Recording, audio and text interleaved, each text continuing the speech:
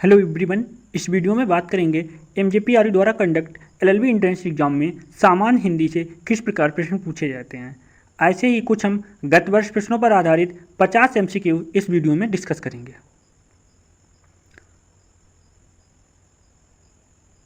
किस तिथि को हिंदी को राजभाषा बनाने का निर्णय लिया गया? तो आपके ऑप्शंस हैं 26 जनवरी 1950, 14 सितंबर 1949, 14 सितंबर 1950, 15 अगस्त 1947।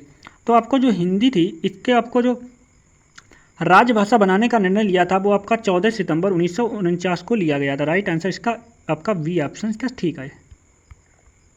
नेक्स्ट क्वेश्चन है आपका विश्व हिंदी दिवस कब मनाया जाता है? आपका इंपॉर्टेंट क्वेश्चन है। तो आज के ऑप्शंस हैं आपके 10 जनवरी, 12 जनवरी, 15 जनवरी, 20 जनवरी। तो आपका जो विश्व हिंदी दिवस है वो आपका 10 जनवरी को मनाया जाता है। बात करें आपका जो अंतर्राष्ट्रीय हिंदी दिवस है वो आपका 14 सितंबर को मनाया जाता है। आपको ये दोनों चीज़ें पता होनी चाहिए। नेक्स्ट क्वेश्चन है आपका हिंदी का प्रथम महाकाव्य है। आपके ऑप्शंस हैं आलाखंड, पृथ्वीराज रासो, पद्मावती, प्रिय प्रवास।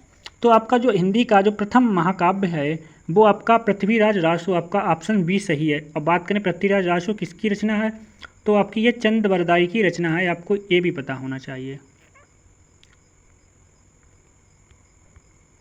नेक्स्ट क्वेश्चन है आपका भाषा की सबसे बड़ी जो इकाई है वो क्या है? आपके ऑप्शंस हैं वाक्य, ध्वनि, शब्द, अर्थ।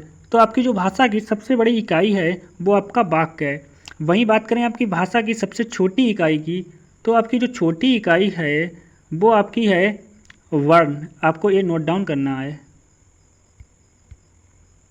सरस्वती पत्रिका के संपादक कौन हैं? आपके ऑप्शंस हैं सूर्यकांत त्रिपाठी निराला, महावीर प्रसाद द्विवेदी, भारतेंद्र हरिश्चंद्र, बाल मुकुंद गुप्त। तो आपका जो सरस्वती पत्रिका है इसके जो संस्थापक हैं वो आपके महावीर प्रसाद द्विवेदी हैं। ये आपका इंपॉर्टेंट क्वेश्चन है। नेक्स्ट क्वेश्चन है आपका ज्ञानपीठ जो पुरस्कार पाने वाले जो हिंदी के प्रथम साहित्यकार निम्नलिखित में से कौन थे? आपके ऑप्शंस हैं सुमित्रानंदन पंत, रामधारी सिंह दिनकर, अज्ञेय, महादेवी वर्मा।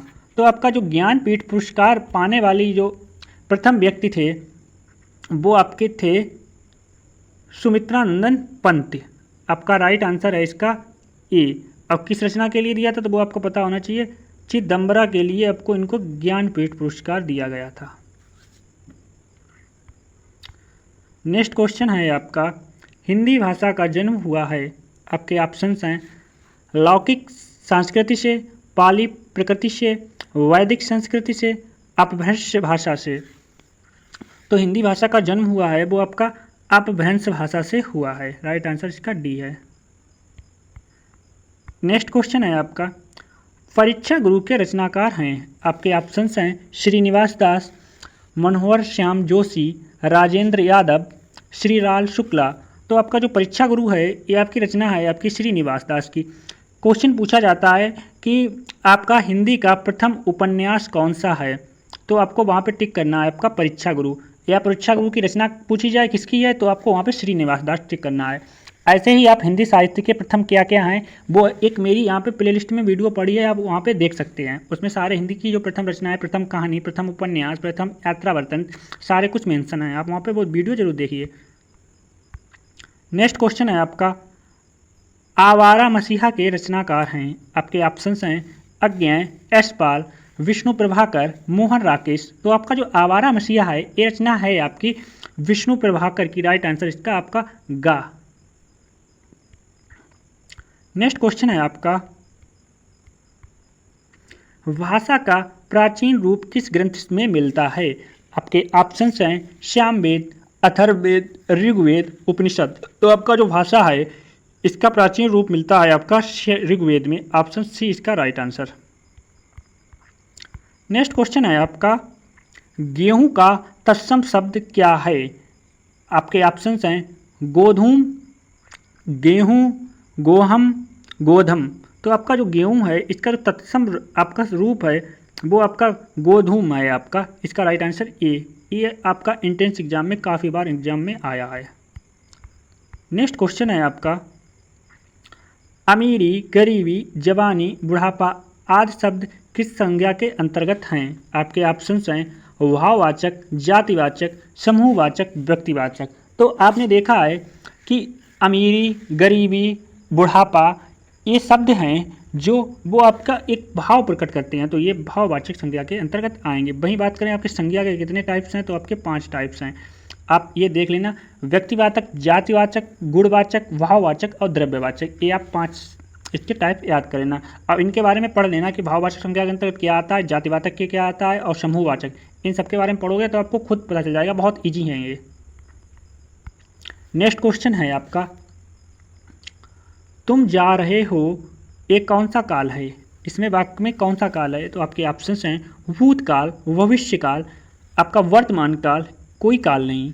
तो तुम जा रहे हो, आपने देखा होगा इस वाक्य में आपका कौन सा हो रहा है, आपके वर्तमान की बात कर रहा है, तो इसमें वर्तमान काल आपका राइट आंसर, आपका विकल्प भी है। इसमें आपके जो विकल्प हैं वो थोड़ा मिसप्रिंट हुए हैं, आप इसको बी मानिए। नेक्स्ट क्वेश्चन है, ये आपका बहुत इंपॉर्टेंट क्वेश्चन है, आपका अवधि और अविधि का अर्थ युगमंतर क्या है? तो आपके ऑप्शंस हैं अनिश्चित समय कानून के विरुद्ध, नियत समय कानून के विरुद्ध, समय की छूट कानून के साथ, समय बंधन नहीं नियत समय। तो आपका जो अवधि और अवधि है इसका जो अर्थ होता है वो आपका होता है नियत समय और कानून के विरुद्ध। इसका राइट आंसर आपका ऑप्शन बी हो गया। नेक्स्ट क्वेश्चन है आपका, आवश्यकता से अधिक बारिश को क्या कहते हैं? आपके ऑप्शंस हैं अतिवृष्टि, अतिवृष्टि, अल्पवृष्टि, ओलावृष्टि। तो आपकी जो आवश्यकता से अधिक बारिश होती है इसको आपको कहते हैं आपका अतिवृष्टि। ये आपका जैसे इंग्लिश में आता है आपका वन वर्ड सब्स्टिट्यूशन, वही हिंदी में इसको बोलते हैं वाक्यांशों के लिए एक शब्द। ये आपका लगातार कंपटीशन एग्जाम में एक ना एक क्वेश्चन आपका एंट्रेंस में भी आएगा। जैसे आपका हो गया पेट में लगने वाली आग, ठीक है, जठराग्नि, और आपका जल और जंगल में लगने वाली आग दावानल, पृथ्वी और अंतरिक्ष के बीच का स्थान क्या होता है। ऐसे ही आपका पूछा जाएगा कि जो उम्र में बड़ा है वो क्या होता है, जो उम्र में छोटा है वो उसे क्या बोलते हैं। आपका एक कृतज्ञ और कृतज्ञ बहुत पूछा जाता है, जो किए गए उपकार को मानता हो, जो किए गए उपकार को ना मानता हो। ऐसे ही आप कुछ देख लेना इनको। नेक्स्ट क्वेश्चन है आपका, निष्कलंक में कौन सा छंद विच्छेद है? आपके ऑप्शंस हैं नी प्लस कलंक, निस प्लस कलंक, निस प्लस कलंक, नी प्लस कलंक। तो आपका जो निष्कलंक है इसमें आपका जो छंद विच्छेद है वो आपका नी प्लस कलंक, ये इसका राइट आंसर है इसका। नेक्स्ट क्वेश्चन है आपका, इसमें आपको अर्थ बताना होगा कि जो श्वेत है और जो श्वेत है इसका अर्थ क्या होता है। तो आपके ऑप्शंस हैं सफ़ेद और पसीना, स्वच्छ और पसीना, सफ़ेद और रक्त, चांदनी और सफ़ेद। तो आपका श्वेत और श्वेत इसका जो अर्थ होता है वो आपका सफ़ेद और पसीना है। ये आप ऐसे ही अर्थ देखना, ये बहुत इंपॉर्टेंट है, एक ना एक आपका पूछा जाएगा इससे। नेक्स्ट क्वेश्चन है आपका, वर्तमान हिंदी का प्रचलित रूप क्या है? आपके ऑप्शंस हैं अवधी, ब्रजभाषा, खड़ी बोली, देवनागरी। तो आपका जो वर्तमान में हिंदी का जो प्रचलित रूप है वो आपका खड़ी बोली, राइट आंसर इसका सी आपका है। नेक्स्ट क्वेश्चन है आपका, तीर मारना मुहावरे का अर्थ है। आपके ऑप्शंस हैं शिकार करना, तीर चलाना, बड़ा काम करना, तीर चलाने में निपुण होना। तो आपका तीर चलाने का जो अर्थ होता है वो आपका होता है बड़ा काम करना। आपने अक्सर देखा होगा कि जब किसी से लड़ाई या झगड़ा होता है तो लोग अक्सर बोल देते हैं तुमने कौन सा बड़ा तीर मार लिया। तो उसका आपको अर्थ पता होना चाहिए, उसका मतलब ही ये होता है कि तुमने कौन सा बड़ा कार्य कर लिया है, ठीक है। तो आप ऐसे इसको मुहावरे को प्रयोग भी कर सकते हो। नेक्स्ट क्वेश्चन है आपका, अंगूठी का नग होना, इसका क्या अर्थ होता है? आपके ऑप्शंस हैं बहुत कीमती होना, सौंदर्य से लगा हुआ, कीमती जो कीमत है उसका अंदाज़ा लगाना, अंगूठी अंदर होना। तो आपका जो अंगूठी का नग है इसका जो अर्थ होता है वो सौंदर्य से लगा होना, राइट आंसर इसका बी है, ये आपका मुहावरा है। नेक्स्ट क्वेश्चन है, ये आपका लोकोक्ति है। मुहावरा और लोकोक्ति दोनों अलग अलग होती हैं तो आपको पता होना चाहिए, लोकोक्ति है।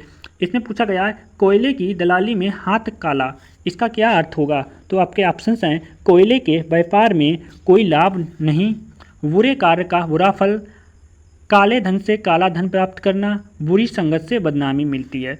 तो आपको पता होना चाहिए जो कोयले की दलाली में हाथ काला करना, इसका जो अर्थ होता है वो आपका ऑप्शन डी सही है, बुरी संगत से बदनामी मिलती है।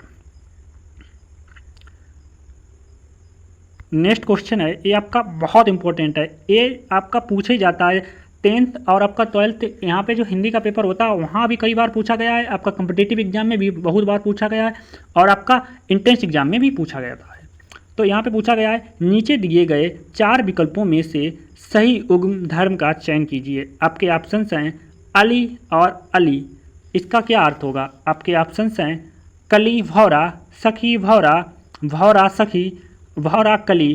तो आपका जो अली और आपका अली का अर्थ है, इसका अर्थ होता है भौरा और सखी। राइट आंसर इसका हो गया ऑप्शन सी। ये बहुत इंपॉर्टेंट क्वेश्चन है आपका। नेक्स्ट क्वेश्चन है आपका, अनिल और अनल का क्या अर्थ होगा? तो आपका जो अनिल दिया और अनल, इनका अर्थ क्या पूछा है? तो इसका जो अर्थ दिए गए विकल्प हैं आपके आग हवा, हवा पानी, जंगल आग, हवा आग। तो अनिल और अनल का जो अर्थ होता है वो आपका होता है हवा और आग। अनिल का आपको पता होना चाहिए, अनिल ये हो जाता है आपका हवा का और अनल हो जाता है आपका आग का, आपको ये पता होना चाहिए क्योंकि अनल पावक दहन शरीरा ये आपके अग्नि के पर्यायवाची हैं। नेक्स्ट क्वेश्चन है आपका, रसगुल्ला में कौन सा समास है? आपके समास से भी क्वेश्चन आते हैं। तो आपके ऑप्शंस हैं तत्पुरुष, अव्ययभाव, बहुव्रीहि, द्विगु। तो आप शादी में जाते हो तो वहाँ पर रसगुल्ले तो काफ़ी खाते हो, तो आपको वहाँ पे तुरंत याद होना चाहिए कि रसगुल्ले खाते हो उसमें कौन सा समास है। तो उसमें आपका जो समास होता है वो आपका तत्पुरुष समास होता है। ऐसे ही आप विद्यार्थी हैं तो आपको पता होना चाहिए कि विद्यार्थी में कौन सा समास है। तो विद्यार्थी में आपका जो समास है वो भी आपका तत्पुरुष समास है। आप इन समास की डिफिनीशन देखना तो आपको बहुत क्लियर हो जाएगा। जैसे आपका अव्ययभाव हो गया, ठीक है, यहाँ पे क्या है, यहाँ पे जो शब्द आते हैं वो आपका यथा, हर, भर, आवत आते हैं। आपका देखना द्विगु और द्वंद्व होता है, इसमें एक में होता है आपका और शब्द का लोप हो जाएगा, एक हो जाता है संख्यावाचक। तो आप इसकी डिफिनीशन पढ़ना तो आपको जो समास से रिलेटेड है कोई डाउट नहीं होगा, आपके डिफिनीशन से सारे क्वेश्चन सॉल्व हो जाएंगे। नेक्स्ट क्वेश्चन है आपका, पीताम्बर में कौन सा समास है? आपके ऑप्शंस हैं तत्पुरुष, बहुव्रीहि, अव्ययभाव, द्विगु। तो आपका जो पीताम्बर है इसका जब अर्थ करेंगे तो आपका पीता प्लस अंबर यानी कि पीला है जिसका अंबर अर्थात हो गया कृष्ण, श्री कृष्ण का पीला अंबर है, वो पहनते थे कपड़े। तो यहाँ पे तृतीय पद निकल रहा है, आपको देखा तो तृतीय पद निकलता है आपका बहुव्रीहि में। ऐसे मैंने अभी पीछे डिफिनीशन दी थी, ऐसे आप बहुव्रीहि की जब डिफिनीशन निकलते हैं तो उसमें आपका तृतीय पद प्रदान होता है। जैसे आप एग्जाम्पल ली बीड़ा पाण यानी कि बीड़ा को धारण करने वाली, बीड़ा को कौन धारण करता है? आपका सरस्वती। ऐसे आपका चक्रपाण यानी कि चक्र को धारण करने वाली, चक्र को कौन धारण करें? श्री कृष्ण। ऐसे ही आप इनको डिफिनीशन पढ़ेंगे तो आपको कहीं कोई डाउट रहेगा ही नहीं। नेक्स्ट क्वेश्चन है आपका, संस्कार शब्द में किस प्रकार का उपसर्ग प्रयोग हुआ है? आपके ऑप्शंस हैं शम, सन, शम्स, संस। तो जो संस्कार है उसमें आपका जो प्रत्यय यूज किया गया है वो आपका सम है, क्योंकि आप देखना जो उपसर्ग होता है वो आपका आगे लगता है, प्रत्यय आपको पीछे लगता है, तो आपको पता होना चाहिए। नेक्स्ट क्वेश्चन है आपका, सावधानी में कौन सा प्रत्यय है? आपके ऑप्शंस हैं ई, धानी, आनी। तो आपका सावधानी में जो प्रयुक्त प्रत्यय है वो आपका ई प्रत्यय है। प्रत्यय आपका पीछे लगता है और आपका उपसर्ग होता है वो आपका आगे लगता है, ये आपको पता होना चाहिए। नेक्स्ट क्वेश्चन है आपका, शुद्ध वर्तनी वाले शब्द को आपको क्या करना है? चयन करना है। तो इसमें से जो 4 विकल्प दिए गए हैं उसमें से आप शुद्ध वर्तनी एक चयन करिए, फिर मैं ऑप्शन इसका बता दूंगा। तब तक आप सोचिए कौन सा इसका सही ऑप्शन होगा, A, B, C, D। तो आपका इसका जो राइट आंसर है वो आपका ये मानवीय जो करण लिखा है वो आपका बिल्कुल सही है। ये आपके तीनों गलत हैं आपके। नेक्स्ट क्वेश्चन है, इसमें भी आपको क्या करना है? देखना है शुद्ध वर्तनी, आपको यहाँ भी टिक करनी है। तो आप देखिए कौन सा इसमें जो प्रियदर्शनी है वो सही लिखा हुआ है। आपका ऑप्शन A, आपका ऑप्शन B, आपका C, आपका D। क्योंकि इनको बोलने से कोई फ़ायदा है नहीं, आप इसमें देखिए कौन सा सही है। तो आपका जो राइट इसमें जो लिखा है प्रियदर्शनी वो आपका A सही है। ये काफ़ी बार एग्जाम में पूछा जाता है, आप इसको नोट डाउन कर लेना अलग से। नेक्स्ट क्वेश्चन है आपका, पूछा गया है अग्नि का पर्यायवाची कौन नहीं है। आपके ऑप्शंस हैं हुताशन, अनल, पावक, अनिल। तो जो आपका अनिल का पर्यायवाची नहीं है वो आपका है अनिल, क्योंकि ये आपका होता है हवा का पर्यायवाची। नेक्स्ट क्वेश्चन है आपका, किस समूह में सभी कमल के पर्यायवाची हैं। आपके ऑप्शंस हैं जलज, तोयद, जलज, पंकज। तोयद, नीरज, जलज, वारिज। वारिज, पंकज, नीरज, जलज। पंकज, तोयद, वारिज, जलद। तो आपका जो जल का उन्होंने पूछा है कमल का पर्यायवाची कौन सा है, तो आपको पता होना चाहिए जो कमल का इसमें से पर्यायवाची है वो आपका है वारिज, पंकज, नीरज और जलज। ये आपके कमल के पर्यायवाची हैं। आप याद रखना कि कमल के पर्यायवाची में आपका जा लग जाता है, जा, ठीक है। वहीं आपका बात करें आपका बादल के, तो बादल में आपका लग जाता है दा। आपको ऐसे याद करना है, जा लगता है वो आपके कमल के, अब बादल में लगता है आपका दा। आप इसको नोट डाउन कर लेना, कहीं भी कोई डाउट है होगा ही नहीं। नेक्स्ट क्वेश्चन है आपका, बादल का पर्यायवाची है। आपके ऑप्शंस हैं, आपके ऑप्शन हैं पियोधि, नीरज, पियोद, तोयस। तो आपका जो बादल का जो पर्यायवाची है वो आपका पियोधि। आपका राइट आंसर इसका सी है। नेक्स्ट क्वेश्चन है आपका, निम्नलिखित में से वाक्य के शुद्ध रूप का चयन कीजिए। ये आपके 4 ऑप्शन हैं, इसमें आपको कौन सा शुद्ध वाक्य है ये आपको चयन करना है। तो आपके ऑप्शन हैं, वन में प्रातःकाल का दृश्य बहुत ही सुहावना होता है। दूसरा आपका, वन में प्रातःकाल के समय बहुत ही सुहावना दृश्य होता है। नेक्स्ट आपका, वन में प्रातःकाल के समय बहुत ही मनोहारी दृश्य होता है। डी ऑप्शन कहता है आपका, वन में प्रातःकाल का दृश्य बहुत ही खूबसूरत होता है। तो इसमें से आपको देखना है कौन सा शुद्ध आपका वाक्य है कंप्लीट। तो इसमें का जो राइट आंसर है वो आपका ऑप्शन ए, क्योंकि इसमें देखिए आप, वन में प्रातःकाल का दृश्य बहुत ही सुहावना होता है, ठीक है। यहाँ पे देखना आप, इसमें वन में प्रातःकाल के समय यानी कि प्रातःकाल का भी यूज कर रहे हैं और समय का यूज कर रहे हैं। यहाँ पे एक ही टर्म यूज होगा, जैसे यहाँ पे भी प्रातःकाल और समय की बात कर रहे हैं। डी ऑप्शन में देखिए, वन में प्रातःकाल का दृश्य बहुत ही खूबसूरत होता है, ठीक है। तो आपका जो यहाँ पे आप देखना कि इसका जो राइट आंसर इसका डी भी नहीं होगा। ये क्यों इसका डी नहीं होगा, फिलहाल आप ए तो इसका राइट आंसर हो जाएगा, डी नहीं होगा इसका, ठीक है। नेक्स्ट क्वेश्चन है आपका, अभद्र शब्द का विलोम है। आपके ऑप्शंस हैं अशिष्ट, पाखंडी, भद्र, बदमाश। तो आपका जो अभद्र है इसका विलोम हुआ आपका भद्र, कहीं कोई डाउट ही नहीं है, राइट आंसर उसका सी। नेक्स्ट क्वेश्चन है आपका, विस्तार का आपका विलोम शब्द क्या है। आपके ऑप्शंस हैं सूक्ष्म, लघु, संक्षेप, छोटा। तो आपका विस्तार का जो विलोम है वो आपका संक्षेप, राइट आंसर इसका सी। नेक्स्ट क्वेश्चन है आपका, ये बहुत इंपॉर्टेंट क्वेश्चन है आपका, भूमि के अंदर की जानकारी रखने वाले को क्या कहा जाता है। आपके ऑप्शंस हैं भूगर्भवेत्ता, पुरातत्ववेत्ता, नृतत्व शास्त्री, भूकंप वेत्ता। तो आपका जो भूमि की अंदर की जानकारी रहता है इसको बोलते हैं भूगर्भवेत्ता, राइट आंसर इसका ए। नेक्स्ट क्वेश्चन है आपका, चरण कमल बंदो हरिराई में कौन सा अलंकार है। तो इसके जो ऑप्शंस हैं वो आपके रूपक, एमक, उपमा, अनुप्रास। तो आपका जो चरण कमल बंदो हरिराई है इसमें आपका जो अलंकार है वो आपका रूपक है। रूपक की आप डिफिनीशन पढ़ना, ठीक है। तो आपका यहाँ पे सारे डाउट क्लियर हो जाएंगे। मैंने एक वीडियो इसमें अपलोड किया है, उसमें मैंने रूपक, एमक, उपमा और अनुप्रास इन सबको डिफाइन किया है, तो बार बार डिफाइन करने का कोई फ़ायदा नहीं है, आप वो वीडियो देखिए। नेक्स्ट क्वेश्चन है आपका, काली घटा का घमंड घटा, इसमें कौन सा अलंकार है। आपके ऑप्शंस हैं रूपक, एमक, उपमा, अनुप्रास। तो आपका जो काली घटा का घमंड घटा, इसमें आपका जो अलंकार है वो आपका एमक अलंकार है, राइट आंसर इसका बी। नेक्स्ट क्वेश्चन है आपका, रघुपति राघव राजा राम में कौन सा अलंकार है। आपके ऑप्शंस हैं अनुप्रास, उपमा, श्लेष, रूपक। तो तो आपने देखा है यहाँ पे रा शब्द की आवृत्ति बार बार हुई है, तो इसलिए यहाँ पर आपका अनुप्रास अलंकार है। अनुप्रास की जब डिफिनीशन पढ़ते हैं तो वहाँ पे स्पष्ट हो जाता है आपका। नेक्स्ट क्वेश्चन है आपका, निम्नलिखित में से कौन सा शुद्ध रूप है? आपके ऑप्शंस हैं, इसमें चारों में से आपको शुद्ध रूप देखना है। ये आपका बहुत बार कॉम्पिटिटिव एग्जाम में पूछे जाने वाला क्वेश्चन है।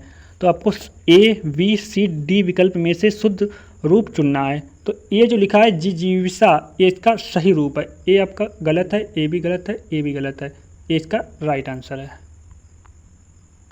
नेक्स्ट क्वेश्चन है आपका, इसमें भी आपको सही वर्तनी का चयन करना है कि कौन सा इसमें सही रूप लिखा गया है।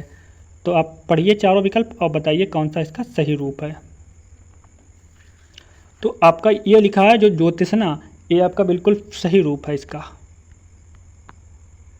नेक्स्ट क्वेश्चन है आपका, सोरठा छंद होता है, इसमें सम चरणों में कितनी मात्राएं होती हैं?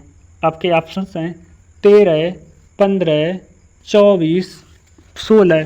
तो आपका जो सोरठा है इसमें आपकी जो संख्या होती है मात्राओं की, उसमें आपकी होती है 13। वहीं बात करें आपकी चौपाई में, तो आपकी जो चौपाई होती है इसमें जो मात्राओं की संख्या होती है वो आपकी 16 होती है। नेक्स्ट क्वेश्चन है आपका, संघ की राजभाषा हिंदी होगी, भारतीय संविधान में किस भाग में ये कहा गया है? आपके ऑप्शंस हैं भाग 15, भाग 16, भाग 20, भाग 17। तो आपकी संघ की जो राजभाषा है या राष्ट्रभाषा है वो आपकी हिंदी देवनागरिक लिपि है। ये आपका कहता है आपका भाग 17। अब भाग 17 में आपको पता होना चाहिए 334 से आपका 351 में आपकी भाषा संबंधित अनुच्छेद दिए गए हैं। नेक्स्ट क्वेश्चन है आपका, विलोम शब्द का चयन कीजिए। आपको रंगीन का विलोम बताना है। आपके ऑप्शंस हैं रंगहीन, बेरंग, रंगहीन, सफ़ेद। तो आपको पता होना चाहिए रंगीन मतलब कलरफुल और रंगहीन मतलब यहाँ पे कोई कलर नहीं। तो आपका राइट आंसर हो गया ए। नेक्स्ट क्वेश्चन है आपका, कृपण का उपयुक्त विलोम कौन सा है, या इसमें कौन सा सही विलोम इसका है आपका कृपण? तो आपके ऑप्शंस हैं परोपकारी, दानी, भिखारी, स्वार्थी। तो आपको पता होना चाहिए कृपण का मतलब होता है कंजूस, और यहाँ पे हो जाएगा इसका दानी हो जाएगा इसका विलोम शब्द। राइट आंसर इसका बी हो गया।